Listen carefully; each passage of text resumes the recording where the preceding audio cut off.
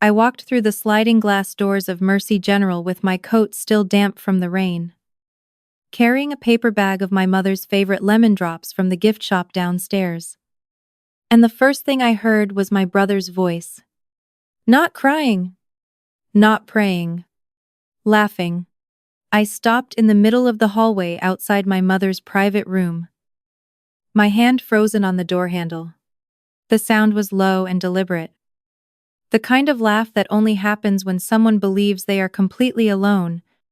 My brother was 38 years old, and he had not laughed like that since before his third restaurant failed.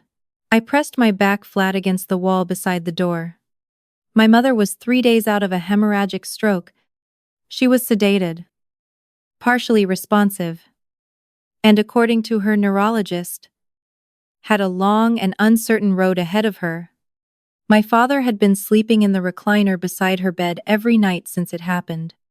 I had been handling the insurance paperwork, the specialist consultations, and the rotating schedule of family check-ins because that is what I do. I am 31 years old.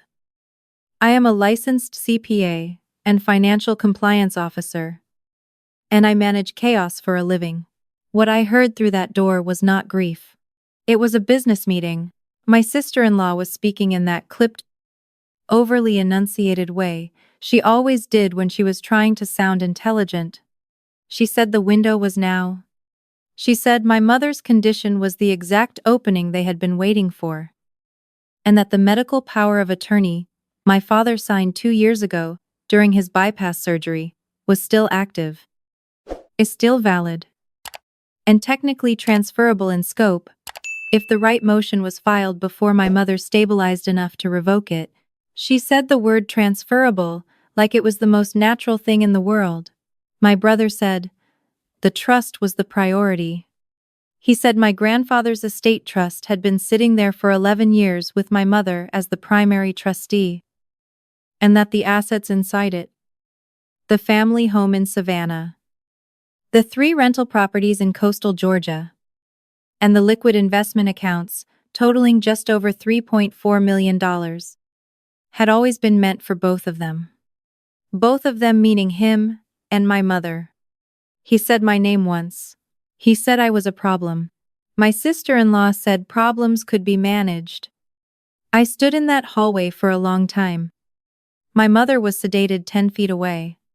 My father, whose hearing aids were sitting on the nightstand because he never remembered to wear them in the hospital, it was presumably asleep in his recliner.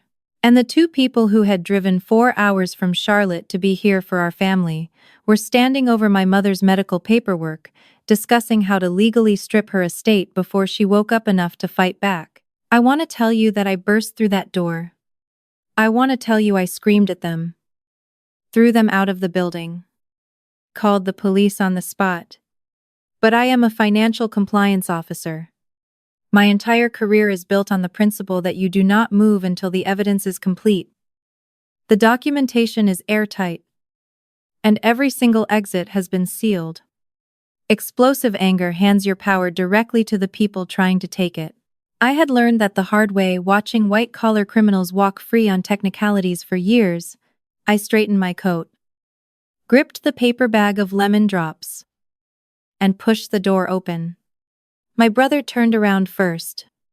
His face reorganized itself in about half a second from something cold and calculating into something warm and tired and appropriately grief-stricken. He was very good at that. He had been performing the role of the concerned older brother his entire life. And nobody had ever questioned the performance because he was charming and loud, and he always picked up the dinner check when other people were watching. My sister-in-law was standing near the window with my mother's medical binder open in her hands. She closed it when I walked in. I hugged my brother. I told them I was glad they made it. I sat down beside my father, who did wake up, and I listened to my brother tell me how worried he was, how hard this was, how the family needed to pull together. My sister-in-law poured water from the pitcher on the bedside table and handed me a cup like she lived there. I smiled. I nodded. I ate one of the lemon drops, And for the next 2 hours, I performed the role of the overwhelmed younger sister who was barely holding it together. While my brain ran a parallel audit of everything I had just heard, the medical power of attorney my father signed during his bypass was a durable instrument, meaning it remained active, even if he later became incapacitated. Under Georgia law, a durable POA granted to a spouse could, under specific and narrow circumstances, be used to authorize financial decisions on behalf of an incapacitated co-trustee. My brother was not wrong about the window. He was not wrong that the situation created a legal vulnerability. What he did not know was that 11 years ago, when my grandfather passed and the trust was formally established, my mother had asked me to help her review the founding documents. I was 20 years old, still in school, but I understood enough to notice that my grandfather had included an unusual clause. Any amendment, transfer, or liquidation of trust assets required the written consent of both the primary trustee and a named secondary compliance officer. My grandfather was a careful man. He had watched his own brother lose a family farm to a forged signature in the 1970s, and he never forgot it. The named secondary compliance officer was me. My brother had no idea I was in those documents. My mother never mentioned it to him because, as she once told me quietly when I was about 25, she did not fully trust what he would do with information like that. She loved him. She just knew him. I drove home that night and sat at my kitchen table with the trust documents spread across the surface and a fresh legal pad beside them. I worked until 2 in the morning. By the time I went to bed, I had a complete picture of exactly what my brother was planning, exactly what tools he had available to him, and exactly which legal mechanisms would stop him cold. I also had an idea for something better than stopping him. My brother moved fast. I will give him that. 3 days after my mother's stroke, he filed a formal motion with my mother's primary care physician requesting an updated incapacity assessment. He told the physician he was concerned about her long-term cognitive function and wanted documentation on record. He was building a paper trail that would support a formal conservatorship petition down the road if the POA maneuver did not work cleanly.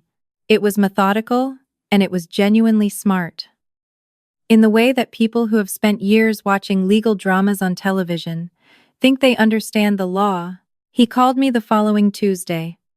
His voice was careful and kind.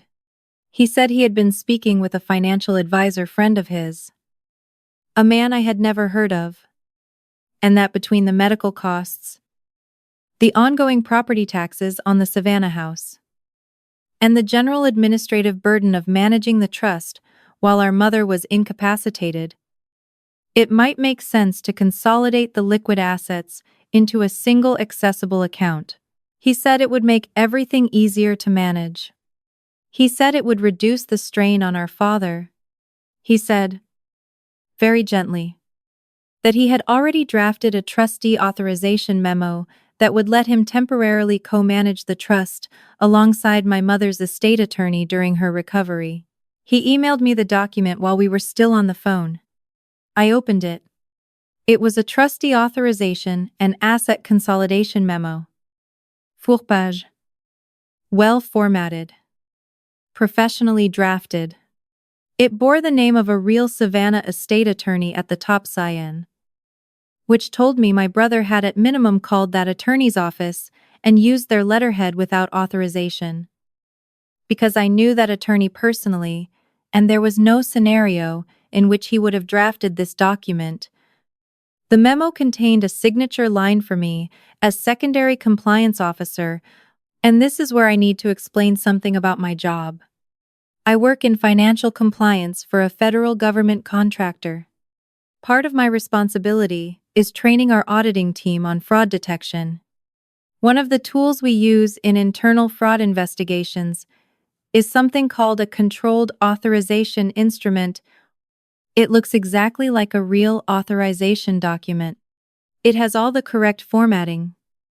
all the correct language.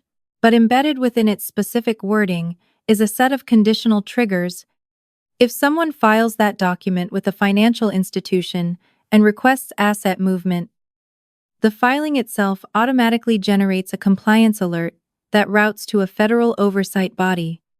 The document is not forged. It is entirely legal to create. It is essentially a trap in paper form. I had created 3 of them in my professional career. I had never imagined I would use one to protect my own mother's estate. I called my brother back and told him I needed a few days to review the memo. He said, of course. He said he understood. He said to take all the time I needed. I spent those days doing 2 things.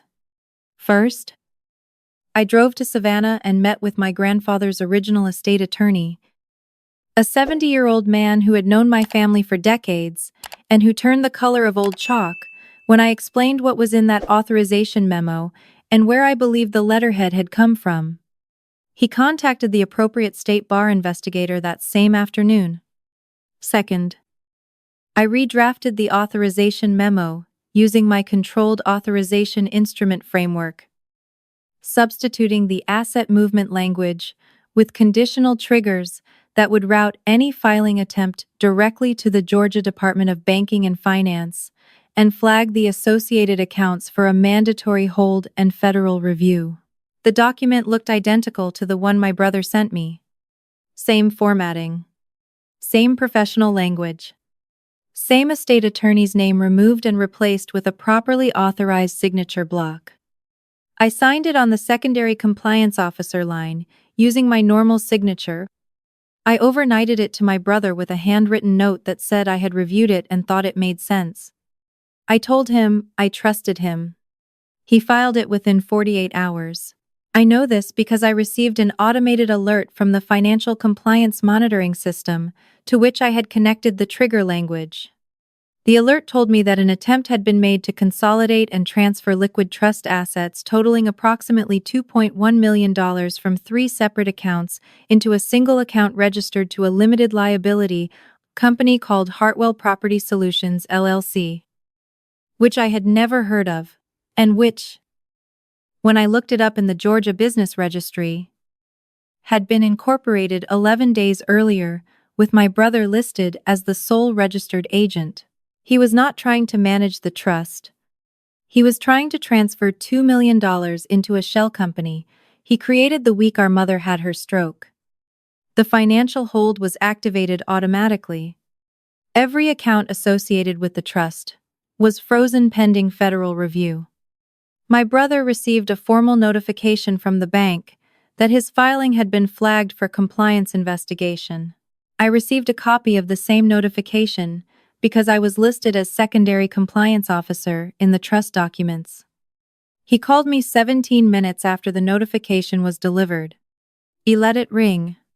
He called again and again. On the 4th call I answered, and I made my voice sound frightened and confused.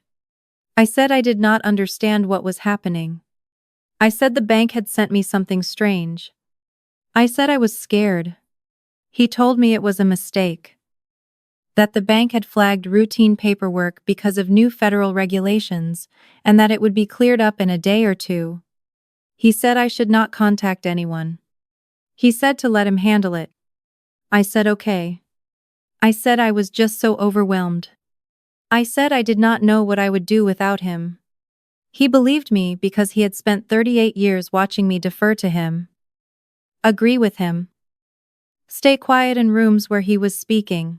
He had mistaken a lifetime of choosing peace for a lifetime of incapacity. He thought the younger sister who handled all the paperwork and never raised her voice was easy. What he never understood is that the quietest people in any room are usually the ones doing the most math. My sister-in-law called the next morning. Her approach was different.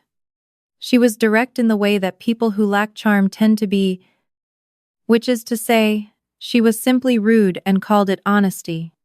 She told me the trust consolidation was in everyone's best interest, and that my father was too old and too overwhelmed to be burdened with managing it, and that my mother's recovery was going to be a long process, and someone capable needed to be in charge of the financial administration.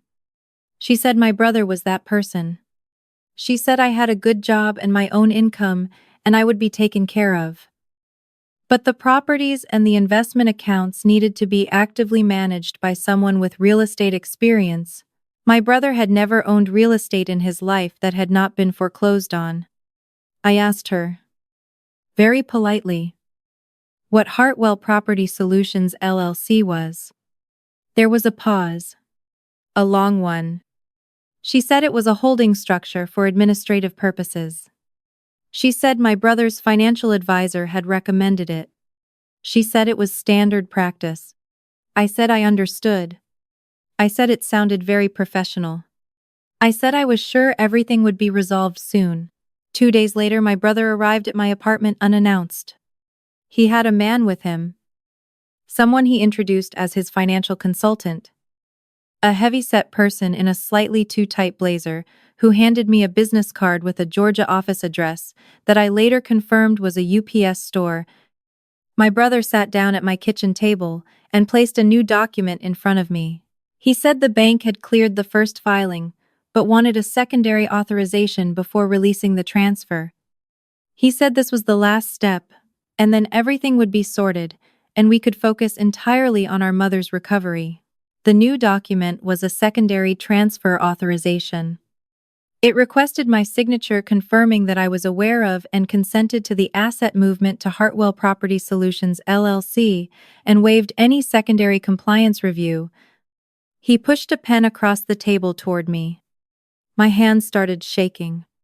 I want to be very clear that my hands were shaking on purpose. I had spent 15 minutes in my bathroom before answering the door, practicing the exact quality of tremor that communicates overwhelming stress without suggesting hostility. I had learned from years of observing deposition subjects that people who want something from you relax when you appear visibly distressed. Distress reads as compliance to them. I picked up the pen. I looked at the document. I looked at my brother. His face was composed into that expression I had been watching my whole life. The warm, patient, older brother expression that had always made everyone in every room trust him completely. I said, I am so glad you are here. I do not know how I would get through this without you. He smiled. The financial consultant leaned back in his chair. I signed the document using a modified version of my signature that I had registered with my compliance firm's internal fraud documentation system 3 years earlier as a personal security measure after a corporate identity theft incident. The modification was subtle. A specific angular deviation in the second letter of my last name and an added micro loop on the tail of my first initial that flagged the signature in any federal banking system scan as a registered fraud alert instrument. It looked like my real signature under normal conditions. Under a compliance scanner, it was a lit flare. My brother thanked me. His financial consultant collected the document. They left. I called my contact at the Federal Bureau of Investigation Financial Crimes Unit at 9:15 that same evening. I had worked with her twice before, on contractor fraud investigations. I told her everything. I sent her the compliance alert logs, the Hartwell Property Solutions LLC registration, the forged estate attorney letterhead, the recorded audio from my apartment, which my security system had been capturing the entire time, and the registered fraud alert instrument documentation. She told me to sit tight and let the system work. I sat tight. What happened over the next 6 days, I only fully understood in pieces. My brother attempted to file the secondary authorization at 2 separate financial institutions. Both times, the fraud alert triggered a federal hold. Both times the filing was flagged and forwarded to the investigative team. He did not know this. He was told each time that the paperwork was under administrative review and would be processed within 5 to 7 business days. While he was waiting, he was also spending. I know this because my father, confused and distressed, and not entirely sure what was happening with the trust accounts, called me one evening to ask why my brother had asked him to sign something related to the Savannah house. I drove to my parents' apartment that same night. My father showed me the document. It was a deed modification form that would have added Hartwell Property Solutions LLC as a co-owner of the Savannah property. My father had not signed it yet. He said my brother told him it was for tax purposes. I took the document. I told my father it was not for tax purposes. I sat with him for 3 hours that night and explained, as gently and completely as I could, what had been happening since my mother's stroke. My father is 71 years old and hard of hearing and sometimes forgets where he put his glasses. But he is not confused about money or about his children. When I finished talking, he was quiet for a long time. Then he said my brother's name in a tone I had never heard him use before. Low and final. Like a door closing. He asked me what he needed to do. I told him. He did it. My mother woke up fully on a Thursday morning. By that afternoon, she was irritable and demanding decent coffee, and asking why the television remote was on the wrong side of the bed. Her neurologist called it a remarkable recovery. I called it my mother being constitutionally incapable of staying down for long. She was 64 years old, and she had survived poverty, and a difficult marriage, and 30 years of running a household that included my brother. And a stroke was simply not going to be the thing that beat her. I told her everything 2 days after she woke up. I sat beside her hospital bed, and I told her all of it, and I watched her face move through about 12 different emotions in the span of 20 minutes. At the end, she was very still and very quiet. Then she asked me if her estate attorney knew. I told her yes. She asked if the trust was protected. I told her yes. She asked if my father was okay. I told her yes. She closed her eyes. She said my brother's name the same way my father had said it. My brother did not know my mother had recovered enough to speak. He did not know she had revoked the medical POA 2 days after regaining cognitive clarity and had filed a formal complaint with the state bar regarding the forged letterhead. He did not know that my grandfather's estate attorney had submitted a detailed report to the Georgia Department of Banking and Finance.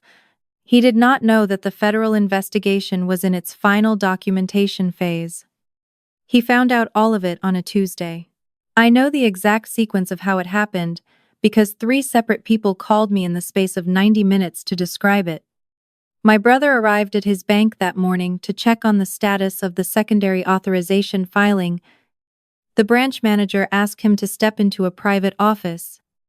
In that office, 2 federal agents from the Financial Crimes Unit were waiting for him. They explained that both authorization documents he had filed contained registered fraud alert instruments, that every filing attempt had been logged and preserved as evidence, and that the entire sequence of events from the initial POA maneuver through the Hartwell LLC formation through the deed modification attempt constituted a documented pattern of elder financial fraud under federal statute. My brother, according to my father, who got the account secondhand from the estate attorney, initially tried to argue that he had been misled, that someone had given him fraudulent documents and he was himself a victim. He said my name. He said I had set him up. He said the whole thing was a misunderstanding engineered by a jealous younger sister who had always wanted to control the family money. The lead investigator, again, according to the estate attorney, apparently looked at my brother for a long moment and then said that the registered fraud alert instrument in both documents was created by and registered to a compliance officer with no prior history of fraud complaints, while the LLC formed to receive the transfers had been incorporated 11 days after his mother's stroke by the subject himself, and that perhaps he would like to reconsider his theory. My sister-in-law was arrested at their home in Charlotte the same afternoon. She had been the one to make the initial calls to the banks using power of attorney language to probe what was possible. Those calls had been logged. She had also been the one to source the forged letterhead. A fact that came out when the bar investigator pulled the records from the estate attorney's office management system, and found an external IP address that matched her home network. They were charged federally. Elder financial fraud. Attempted wire fraud. A forgery of a legal instrument. And unauthorized use of a licensed attorney's professional credentials.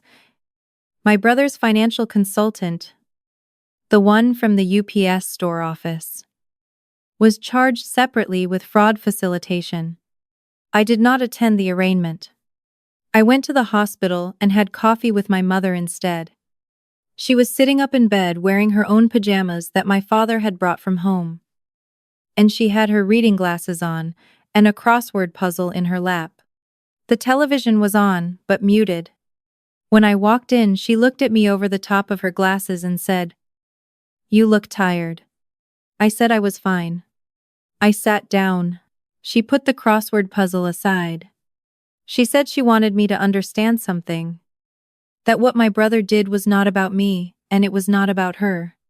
It was about a man who had been failing his whole adult life and had finally convinced himself that the family money was the reason and the solution simultaneously.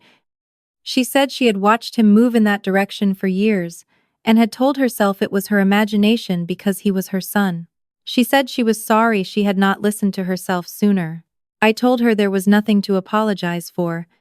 She said she had known since I was about 22 that I was the one who actually read the documents, actually understood the paperwork, actually showed up when things were hard. She said she had let my brother take up all the space in the room for so long that she had never told me how much she trusted me. She said she was telling me now. He held her hand. We watched the muted television for a while. She finished 3 answers in her crossword. The legal process took 9 months.